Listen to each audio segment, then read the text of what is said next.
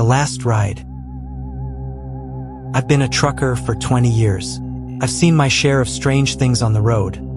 Folks standing on the shoulder where no one should be, shadows moving in ways they shouldn't, but nothing ever stuck with me quite like what happened on Highway 97. It was late November, and I was running a long haul from Montana down to Nevada.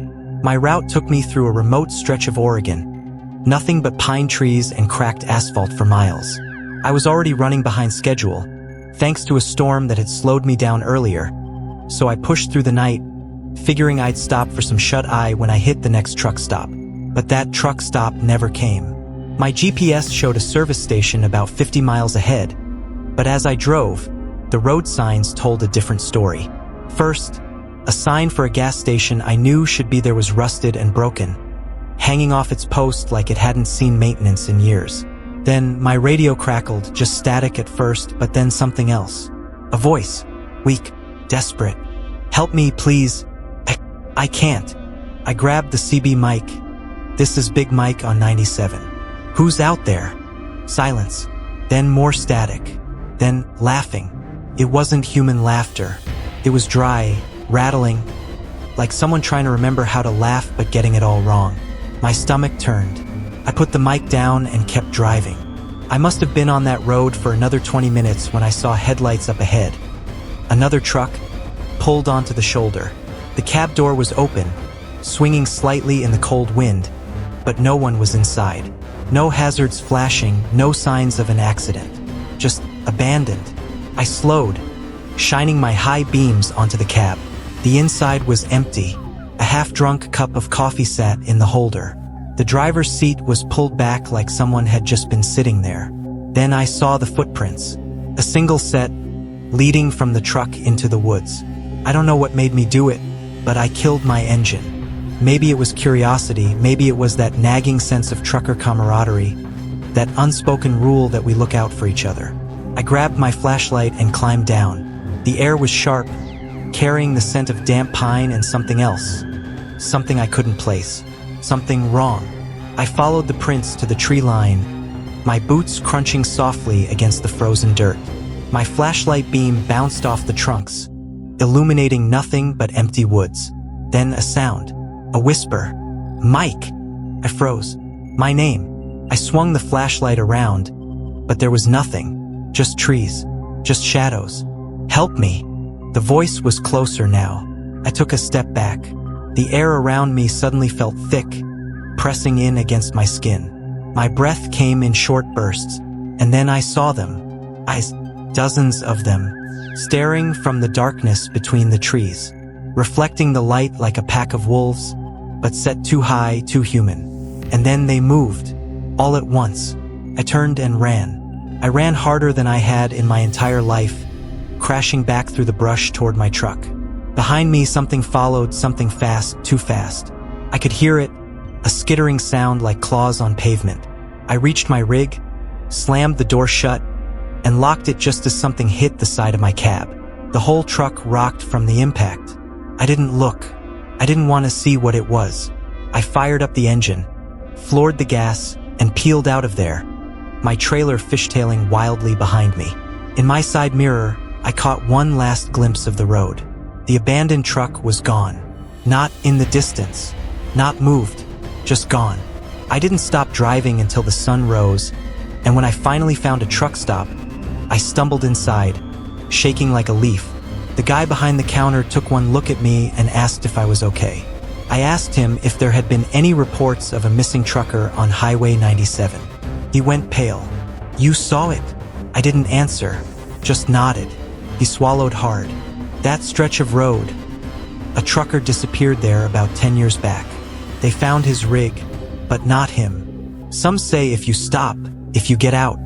His voice dropped to a whisper. "They take you. I don't know who they are. I don't want to know." I changed my route after that. I don't drive 97 anymore. And if you're ever out there, late at night, and you see a lone truck on the side of the road, don't stop. The last haul.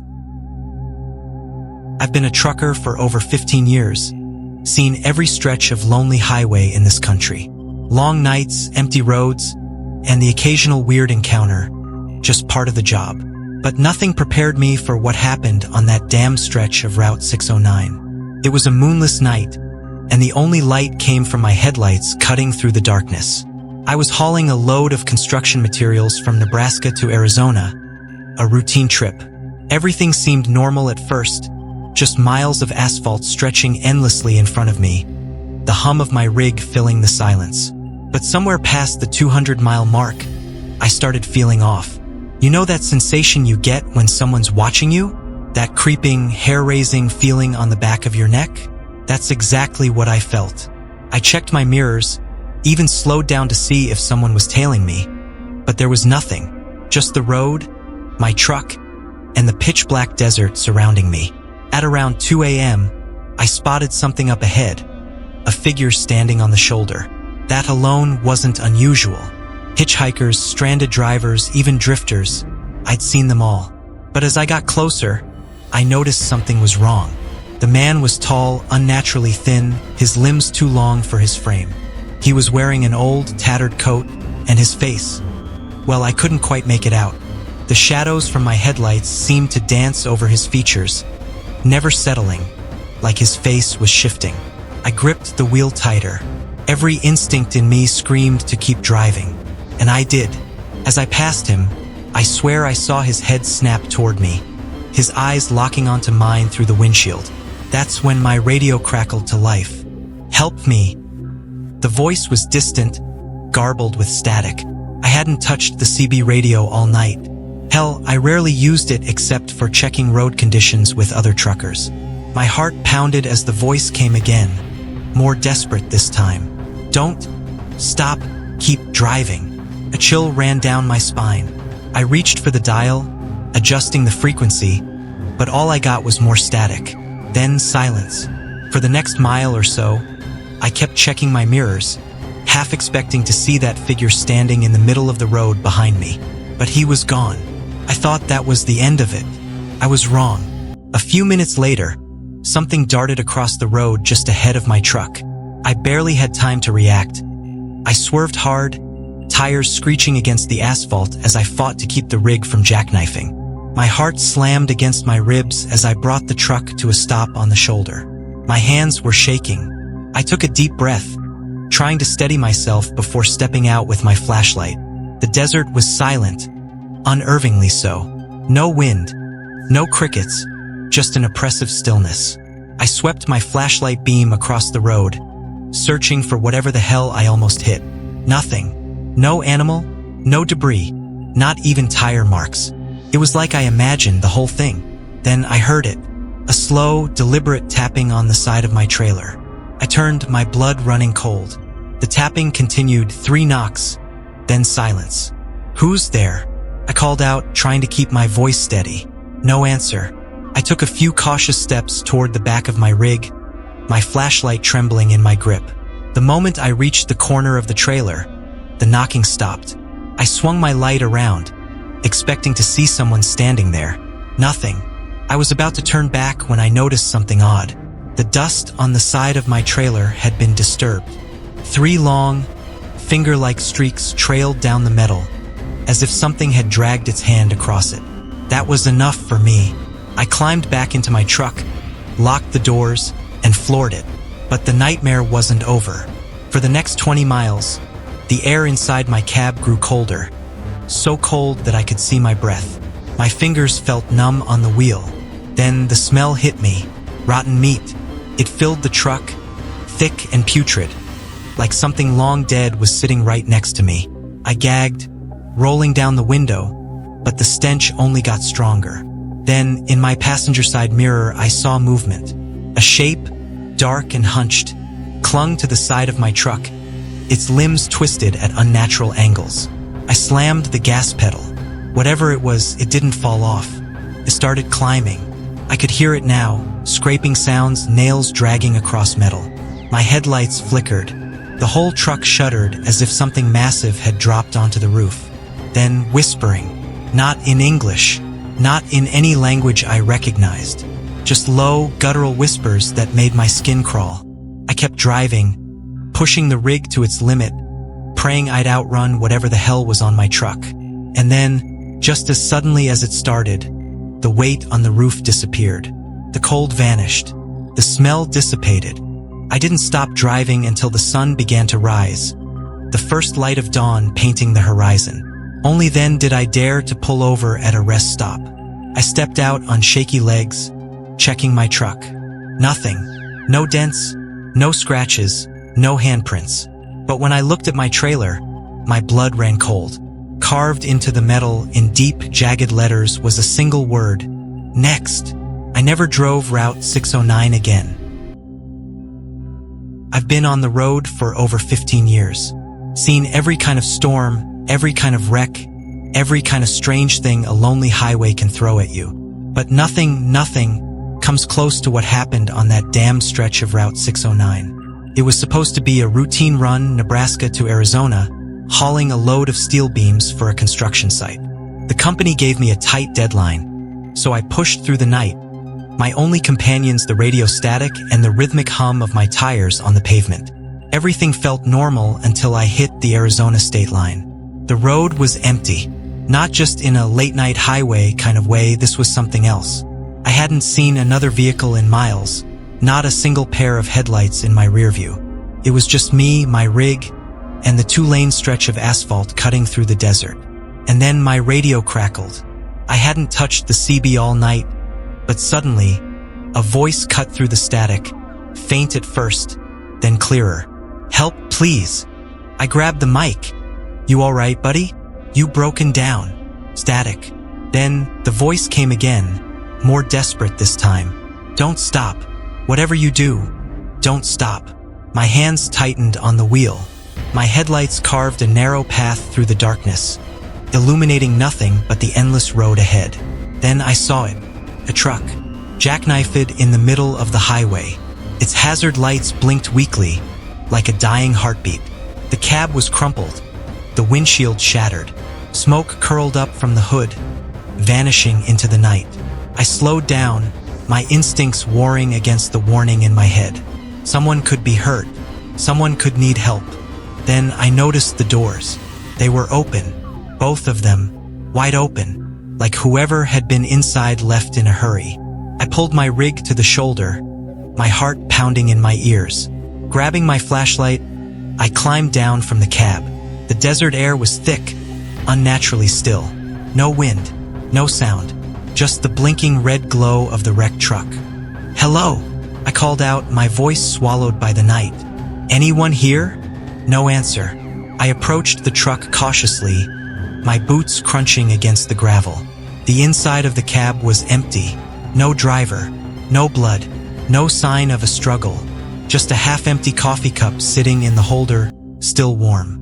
And that's when I heard it. A whisper, not words, just a low, hissing murmur coming from the trailer of the wrecked truck. I turned my flashlight toward it. The doors were slightly ajar. Something inside shifted. A shape, a figure, crouched in the darkness, just beyond the reach of my beam. I took a step back. The whispering grew louder, and then the figure moved. Not like a person, not like anything I'd ever seen. It unfolded, long limbs, too many joints, moving in jerky, unnatural motions. I ran. I didn't think. I didn't breathe. I just ran. The moment I climbed back into my rig, I slammed the door shut and floored it, tires spitting gravel as I tore away from the wreck. But I wasn't alone. My mirrors. Something was in my mirrors. A shape, tall and thin, running alongside my truck. At 80 miles per hour, its face was wrong, stretched, hollow. Its mouth too wide, lips curled into a grin that showed far too many teeth. It slammed a hand against my window, long fingers dragging against the glass. I swerved, nearly losing control, but it didn't fall away. It just kept grinning. Then the whispering started inside the cab. The radio, the speakers, the air itself. My hands started to shake. My vision blurred. The road ahead twisted, the white lines bending and stretching like they were alive. Then, just as suddenly as it had appeared, it was gone. The whispering stopped. The night went silent again. I didn't stop driving until the sun rose. When I finally pulled into a truck stop, my hands were still trembling. I climbed out, expecting to see dents or scratches on my door. Something to prove I hadn't imagined it. But there was nothing, except for one thing, scratched into the dust on my passenger side window, written in long, jagged letters. See you soon. I quit trucking 2 weeks later. Highway 89. Last stop. I've been a trucker for nearly 2 decades, long enough to know that the road can do things to a man's mind. The endless miles, the sleepless nights, the isolation. It gets under your skin, makes you start seeing things in the shadows of the highway. But what happened on Highway 89? That wasn't my imagination. That was real. It was a freezing night in early December, and I was hauling a load of farm equipment from Idaho to Arizona. My company was breathing down my neck about making the delivery on time. So I pushed through the night, cruising down a lonely 2-lane stretch of road through the Utah desert. I hadn't seen another car in over an hour, just the black asphalt stretching endlessly ahead of me, flanked by skeletal trees and rolling hills. The only sound was the low hum of my rig and the occasional crackle of my CB radio. Then I saw the truck. Up ahead, a big 18-wheeler sat idling on the side of the road, its hazard lights blinking like dying embers. It was an old Peterbilt, rusted and faded, like it had been on the road for far too long. As I passed it, I saw the driver. A tall, thin man in a dusty denim jacket stood just outside his cab, staring at me as I drove by, not waving, not signaling for help, just staring. Something about him made my skin crawl. His eyes, dark, hollow, followed me as I passed. I shook it off, probably just another trucker waiting for a mechanic. No reason to stop. I kept driving. About 20 minutes later, my CB crackled to life. "Breaker, Breaker, you there, buddy?" The voice was rough, static-filled. I picked up the mic. "Yeah, I hear you." Pause. Then, "You missed your turn." I frowned, checking my GPS. "No, I'm still on the right route." Silence. Then the voice came back, lower this time. "You missed your turn." Something about the way he said it, like a warning, like a threat, sent a shiver down my spine. I glanced at my side mirror, and my stomach dropped. The old Peterbilt was behind me, its headlights, dim, yellowed, wrong, flickered like candle flames. And even though the road had been dead empty minutes ago, it was there now, tailing me too closely for comfort. I gripped the wheel, my pulse hammering in my throat. Maybe I hadn't noticed him pull out behind me. Maybe I was just tired, but the uneasy feeling in my gut only grew. I sped up. So did he. The Peterbilt's engine roared as it closed the distance, its grille nearly kissing my trailer. I was pushing 80 now, too fast for this kind of road. The tires groaned beneath the weight of my rig as I took a curve, my headlights barely slicing through the darkness ahead. And then, a shape in the road. I slammed the brakes. My tires screamed as I struggled to keep control. My rig jackknifed slightly before I managed to steady it, my heart slamming against my ribs. The road ahead was empty, but for a split second, just a blink, I had seen something standing there. A figure, tall and wrong, its arms too long, its mouth hanging open as if screaming. I looked in my mirrors. The Peterbilt was gone. Not slowing down, not turning off, just gone. I sat there for a long moment, my breath fogging up the cab. The radio crackled again. "Turn around." My blood turned to ice. Then, a knock on my passenger door. Slow, deliberate. Knock, knock, knock. I turned my head, every muscle in my body locking up. There was a hand on the window, long fingers, dirty nails pressing against the glass. And behind it, a face, not human. Its eyes were black pits, its mouth too wide, stretching as it grinned at me.